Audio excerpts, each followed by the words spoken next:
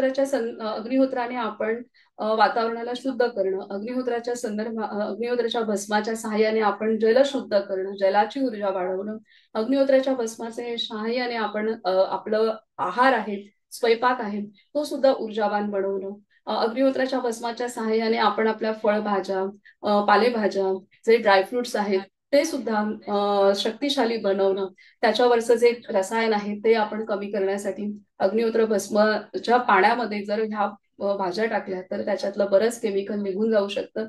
तशीच भस्मातली ऊर्जा त्या भाज्यांमध्ये शोषली जाऊ शकते आणि ते अशा भाज्या सुद्धा जास्त कालावधी टिकतील आणि ऊर्जा त्या भाज्यांमधून आपल्याला प्राप्त होऊ शकते. तर हे अग्निहोत्राचे मुख्य फायदे कॅन्सरच्या पेशंटसाठी अत्यंत अत्यंत आवश्यक आहेत. आणि केवळ कॅन्सरच नाही तर जे दुर्धर आजार आहेत, की किडनीच्या संदर्भातले आजार आहेत, काही फुफ्फुसांचे आजार आहेत, थायरॉइड आहे, ब्लड प्रेशर आहे, डायबिटीस आहे, सर्वांसाठीच याचा अत्यंत आवश्यक आहे.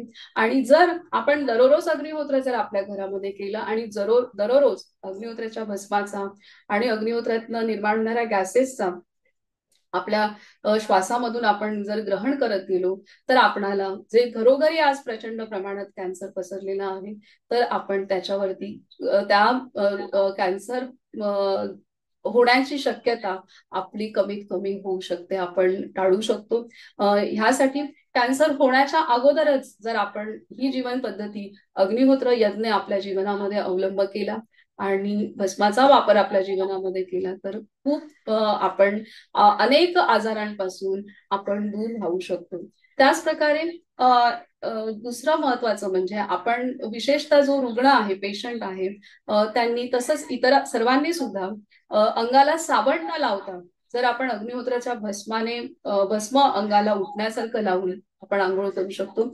जर तसं विशेषतः ज्यांची किमोथेरपी चालू आहे, रेडिओथेरपी चालू आहे, तर अशा रुग्णांनी जरूर ह्या भस्माचं उठण्यासारखं आपल्याला अंगाला लावून आणि भस्म थोडं पाण्यात घालून त्याने आंघोळ केली असता आपली जी त्वचेची सगळी रंध्र आहेत, छिद्र आहेत, तर त्या छिद्र ती मोकळी होतील आणि हे भस्माची शक्ती त्या छिद्रांमधून आपल्या प्रत्येक रोमारोमातून आपल्या शरीरामध्ये पण जाऊ शकते.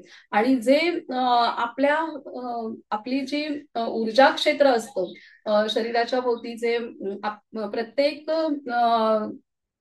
जे व्यक्तीच्या भोवती एक ऊर्जा क्षेत्र असतं त्याला ऑरा असं म्हणतात. तर ह्या भस्माच्या आधाराने, या भस्माच्या आंघोळीमुळे ते ऊर्जा क्षेत्र शक्तिशाली बनायला खूप मदत होऊ शकते. तर त्यामुळे शक्यतो साबण वापरू नये आणि भस्म जर वापरायला तसं विशेषतः रुग्णांनी तर भस्माने आंघोळ करावी. त्यामुळे किमोथेरपीचे पण दुष्परिणाम आहेत ते सुद्धा, आपली रंध्र मोकळी झाल्यामुळे आपल्या रंध्रांमधनं पण औषधांचे जे टॉक्सिन्स आहेत बाहेर पडण्यासाठी मदत होऊ शकतात. कारण आपल्या घामावाटे पण जे नको असलेले घटक हे बाहेर पडत असतात. तर त्यामुळे रंध्र आपली चांगली असणं महत्वाचं आहे. तसंच अग्निहोत्राचं भस्मातले पोषक घटक पण त्या रंध्रातून आपल्याला प्राप्त होऊ शकतात, ती ऊर्जा प्राप्त होऊ शकते आणि आपलं जे सुरक्षा कवच आहे ते चांगलं मजबूत होण्यासाठी मदत होऊ शकते. दुसरी गोष्ट की जे इतर ज्या व्यक्ती आहेत तर त्यांनी सुद्धा भस्माचं पाणी भस्म आपल्या आंघोळीच्या पाण्यामध्ये टाकलं आणि उठण्याने आंघोळ केली तर चालू शकते. तर अशा पद्धतीने आंघोळीसाठी सुद्धा हे भस्म वापरावं. त्याच प्रकारे आपण हे भस्म दात घासण्यासाठी सुद्धा पेशंटने जर वापरलं तर आपली लाळ चांगली राहू शकते.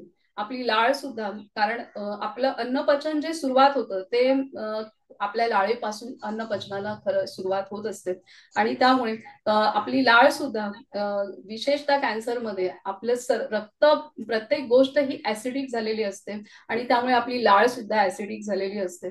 तर आपण जर दात आपले भस्माने आपण स्वच्छ, हिरड्या दात आपण जर भस्मच वापरलं तर आपली लाळ सुद्धा अल्कलाईन होण्यासाठी मदत होईल आणि तिथून त्याचं सुद्धा आपल्याला एक खूप मोठा फायदा आपल्याला होऊ शकतो. तर असे सर्व अग्निहोत्राचे उपयोग आपण कॅन्सरसाठी आणि असेच दुर्धर जे आजार आहेत त्यामध्ये आपण करू शकतो. तसंच डायबिटीस, ब्लड प्रेशर ह्यामध्ये सुद्धा आपण करू शकतो.